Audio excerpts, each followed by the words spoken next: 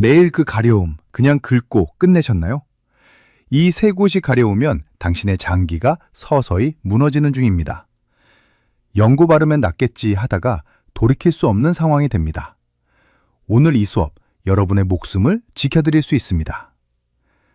안녕하세요. 국민건강학교 학생 여러분, 황 선생입니다. 자, 오늘 훈화 말씀부터 드리겠습니다. 여러분, 우리 몸은 거짓말을 하지 않습니다. 참고 참다가 마지막에 딱 한 번 신호를 보냅니다. 그 신호가 바로 가려움입니다. 봄이 되면 나무가 새싹을 틔우듯이 우리 몸도 장기가 힘들 때 피부로 신호를 보냅니다. 그 신호를 무시하면 봄이 아니라 겨울이 옵니다. 오늘 황 선생이 그 신호를 해독하는 법을 가르쳐 드릴 것이에요. 귀 쫑긋 세우고 잘 들어주세요. 오늘 배워볼 내용은 우리 몸 세 곳의 가려움이 보내는 죽음의 경고 신호입니다. 1교시부터 3교시까지는 등, 손바닥, 가슴 이렇게 세 곳의 가려움이 각각 어떤 장기의 SOS인지 낱낱이 파헤쳐드리고 4교시는 집에서 바로 쓸 수 있는 자가점검 루틴과 궁금증 해소, 마지막 종례는 오늘 배운 핵심 내용 복습 시간을 가질 것이에요. 자, 오늘 지각 안 하고 맨 앞자리에 앉으신 분들 영상 아래에 있는 엄지손가락 모양 좋아요 버튼 꾹 눌러서 출석 체크부터 합시다. 댓글에 출석이라고도 달아주시면 선생님이 다 기억할 겁니다. 자, 1교시 시작합니다. 주목! 여러분, 요즘 등 위쪽이나 어깨가 괜히 근질근질하시죠? 잠자리에 누웠는데 등이 가려워서 벽에 비비거나 손 닿지도 않는 곳을 막대기로 긁어보신 적 있으시죠? 그러면서 날이 건조해서 그런가 보다 하고 넘기셨나요? 아니면 약국 가서 가려움 연고 하나 사다 발라보셨나요? 에헤이, 그냥 넘기시면 안 됩니다. 오늘 황 선생이 딱 잘라 말씀드립니다. 등 위쪽, 특히 어깨 뒤편이 피부 발진도 없는데 속에서 가렵고 밤만 되면 더 심해진다면 그건 피부 문제가 아닙니다. 그건 여러분의 콩팥, 즉 신장이 보내는 마지막 구조 신호일 수 있습니다. 자, 여기서 중요한 얘기 하나 드릴게요. 신장이라는 장기는 아주 독특한 특징이 있습니다. 무려 70%가 망가질 때까지 통증이 전혀 없습니다. 여러분, 이게 얼마나 무서운 얘기인지 아시겠어요? 허리도 안 아프고 소변도 그럭저럭 나오고 밥도 잘 먹는데 이미 콩팥이 절반 이상 망가져 있는 경우가 실제로 상당히 많습니다. 한국 만성신장질환 환자가 현재 수백만 명에 이르고 그중 본인이 환자인 줄 모르는 분들이 절반 가까이 된다고 합니다. 통증이 없으니 모르는 것이에요. 그러면 신장이 망가지면 왜 등이 가려울까요? 지금부터 황 선생이 쉽게 설명해 드리겠습니다. 신장은 우리 몸의 필터 역할을 합니다. 하루에 약 180리터의 혈액을 걸러서 노폐물을 소변으로 내보내는 일을 합니다. 그런데 이 필터가 망가지면 어떻게 될까요? 걸러지지 못한 노폐물들이 혈액 속에 그대로 쌓이기 시작합니다. 이렇게 쌓인 노폐물을 요독이라고 부릅니다. 이 요독이 피부 신경 끝까지 퍼져 들어가면서 벌레가 기어다니는 듯한 느낌, 속에서 근질근질한 느낌을 만들어냅니다.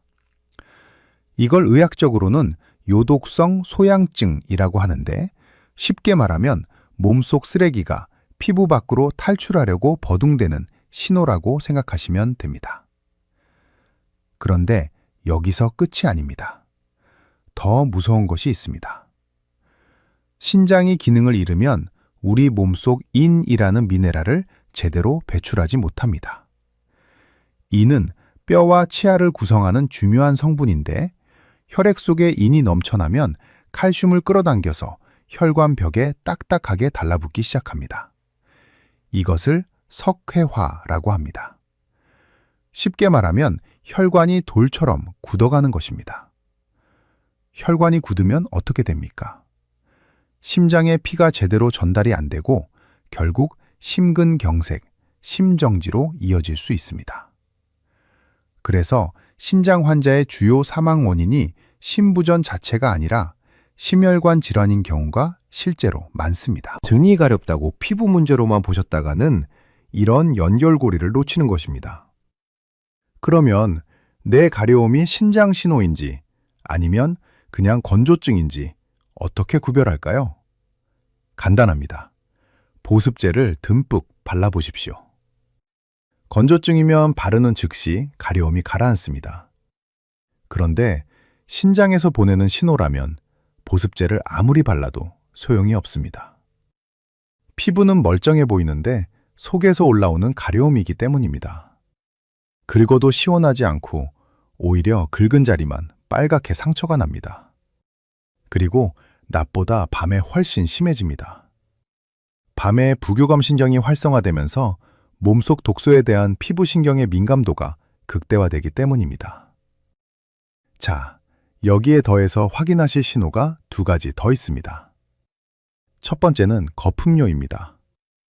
아침에 소변을 보시고 변기를 한번 들여다보세요.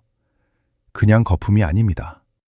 물은 내려도 사라지지 않고 변기 가장자리에 미세한 거품띠가 남아있으면 단백뇨, 즉 신장에서 걸러야 할 단백질이 소변으로 새고 있다는 신호입니다. 두 번째는 부종입니다. 아침에 눈밑이 붓고 오후 되면 발목이 붓고 저녁에는 정강이가 부어있다면 주의하셔야 합니다. 특히 정강이를 손가락으로 꾹 눌러보세요. 눌렸다가 바로 복원되면 괜찮습니다. 그런데 눌린 자국이 그대로 남아있으면 신장이 체액을 제대로 조절하지 못하고 있다는 매우 중요한 신호입니다. 오늘 수업 내용이 알찼다면 엄지척, 좋아요 한 번씩 눌러주세요.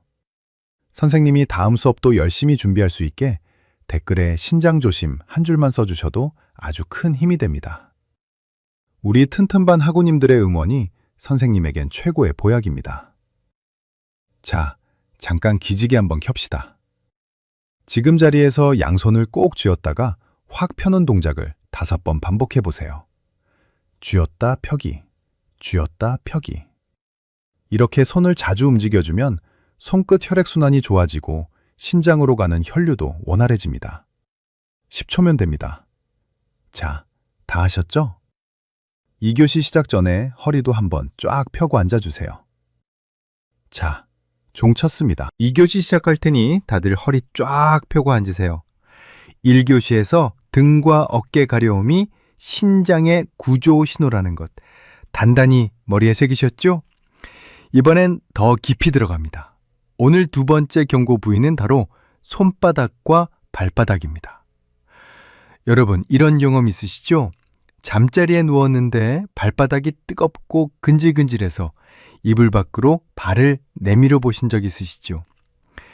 낮에도 손바닥이 괜히 가렵고 따갑고 긁어도 시원하지가 않고 피부는 딱히 빨갛지도 않은데 손이 자꾸 신경 쓰이셨던 분들 계시죠? 그러면서 습진인가 싶어 피부과에 가서 연고 처방받아 바르셨나요? 에헤, 그 연고 계속 바르고 계시면 안 됩니다. 황 선생이 지금 여러분한테 아주 중요한 얘기를 드리겠습니다.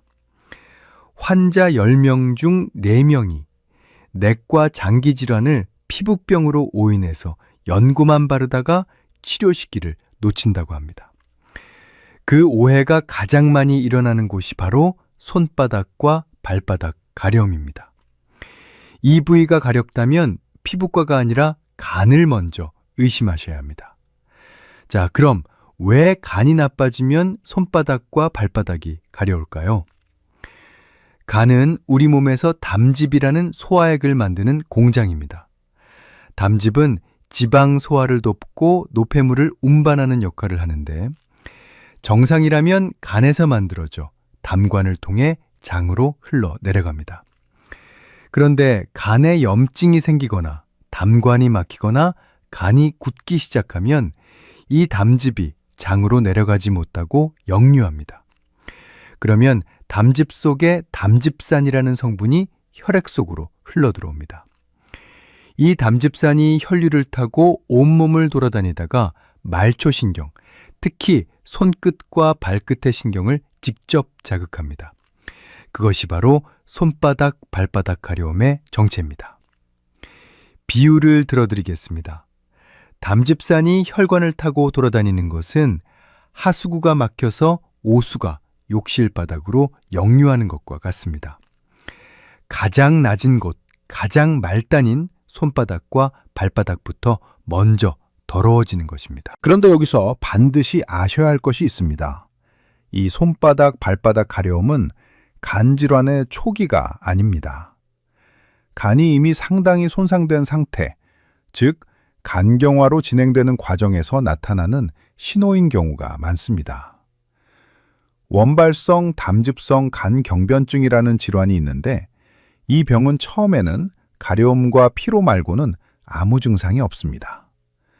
그래서 피부과에서 습진 치료를 받으면서 수년을 보내다가 간경화 진단을 받는 분들이 실제로 있습니다. 간은 신장처럼 침묵의 장기입니다. 손상의 70% 이상이 진행될 때까지 통증이 없습니다. 가려움은 간이 보내는 거의 유일한 초기 언어입니다. 그렇다면 내 손바닥, 발바닥 가려움이 간 신호인지 일반 피부 트러블인지 어떻게 구별할까요? 딱 두 가지만 기억하세요. 첫 번째, 보습제나 연고를 발랐을 때 전혀 효과가 없으면 의심하십시오. 일반 습진이나 건조증은 보습제를 바르면 즉각 완화됩니다. 그런데 담즙산이 신경을 자극해서 생기는 가려움은 피부 겉에 뭘 발라도 효과가 없습니다. 긁으면 상처만 나고 가려움은 오히려 더 심해집니다. 두 번째, 밤에 가려움이 폭발적으로 심해지면 의심하십시오. 간성 가려움은 낮보다 밤에 훨씬 심합니다. 저녁 이후 부교감 신경이 우세해지면서 혈관이 이완되고 혈류 속 담즙산이 말초신경에 더 활발하게 접촉하기 때문입니다. 잠을 못 잘 정도로 밤에 손발이 가렵다면 이건 반드시 내과 진료를 받으셔야 합니다. 자, 여기에 더해서 간이 보내는 동반 신호들도 함께 확인해 보시겠습니다. 소변색을 보세요. 아침 첫 소변이 짙은 갈색이나 홍차 색깔처럼 어둡다면 담즙 속 빌리루빈이 소변으로 새고 있다는 신호입니다. 또 대변색을 보세요. 흑빛이나 회색처럼 창백하면 담즙이 장으로 제대로 내려가지 못하고 있다는 뜻입니다.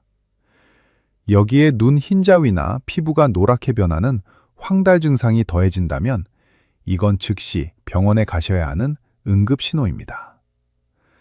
그리고 한 가지 더 말씀드리겠습니다. 여러분 중에 오른쪽 옆구리 아래 갈비뼈 오른쪽 끝 부근이 가끔 뻐근하거나 무거운 느낌이 드신 분 있으시죠?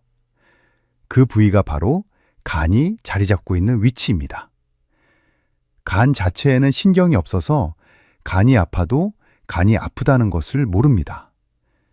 대신 간이 부으면 간을 둘러싼 껍데기가 늘어나면서 그 주변이 무겁고 묵직한 느낌으로 나타납니다.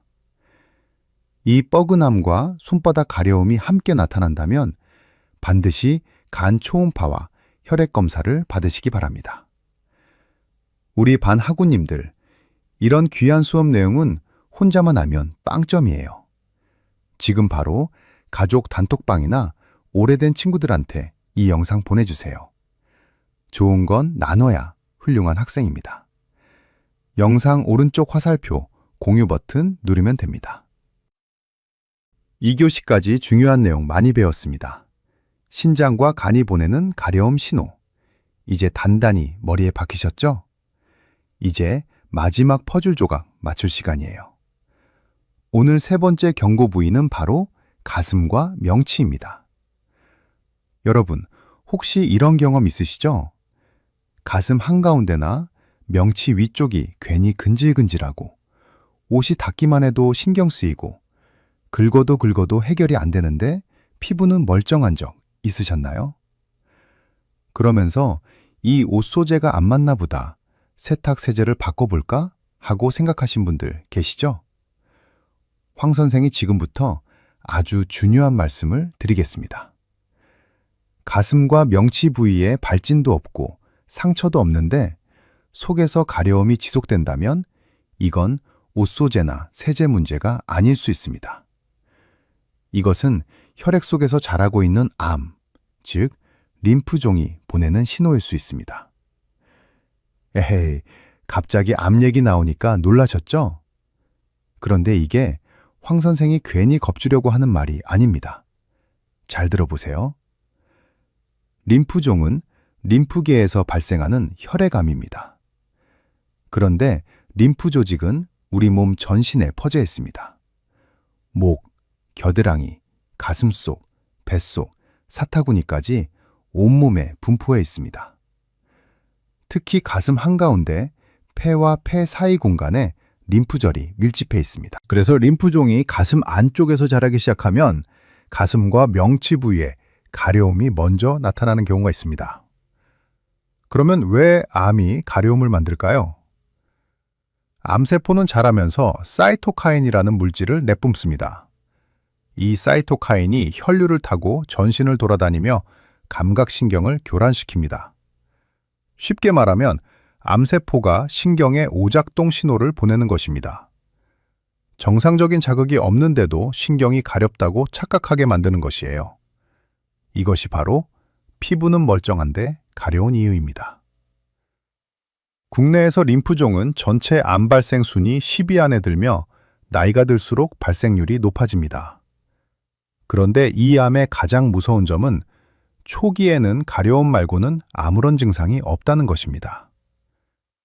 자, 그럼 내 가슴 가려움이 림프종 신호인지 단순 피부 트러블인지 어떻게 구별할까요? 황 선생이 지금 여러분한테 집에서 바로 해볼 수 있는 자가 점검법을 가르쳐 드리겠습니다. 딱 3곳을 손가락으로 살며시 눌러보세요. 첫 번째는 목 양쪽입니다. 귀 아래부터 쇄골 위쪽까지 손가락으로 천천히 쓸어내려 보세요. 혹처럼 만져지는 것이 있습니까? 정상 림프절은 원래 있지만 아주 작고 물렁물렁합니다. 그런데 콩알만 하거나 그보다 크고 누를 때 아프지 않으면서 단단하게 만져진다면 이건 반드시 확인이 필요합니다. 두 번째는 겨드랑이입니다. 팔을 살짝 들고 반대편 손가락으로 겨드랑이 안쪽을 꾹 눌러보세요. 림프절이 부어있으면 딱딱하고 묵직한 덩어리가 만져집니다. 세 번째는 사타구니입니다. 누운 자세에서 손가락으로 사타구니 안쪽을 눌러보세요. 여기도 마찬가지로 딱딱하고 통증 없는 덩어리가 만져진다면 지체 없이 병원에 가셔야 합니다. 이 3곳 중 한 군데라도 이상이 만져지면서 가슴이나 명치 가려움이 2주 이상 지속되고 있다면 이것은 황 선생이 당장 병원 가보시라고 말씀드리는 상황입니다. 자, 여기서 한 가지 더 짚고 넘어가겠습니다. 가슴과 명치 가려움은 림프종만의 신호가 아닙니다. 당뇨를 오래 앓고 계신 분들도 똑같은 증상이 나타날 수 있습니다. 혈당이 오랫동안 높게 유지되면 온몸의 신경이 조금씩 손상되기 시작합니다. 이것을 당뇨 신경병증이라고 합니다. 손발 저림으로 많이 알려져 있지만 몸통, 특히 가슴과 명치 부위에 타는 듯한 느낌이나 이유 없는 가려움으로도 나타납니다. 이미 당뇨 진단을 받으신 분들 중에 혈당 관리가 잘 안 되고 있는 상태에서 가슴이 가렵다면 이것은 신경이 이미 손상되고 있다는 경고입니다. 그러면 림프종 가려움과 당뇨 신경병증 가려움은 어떻게 구별할까요?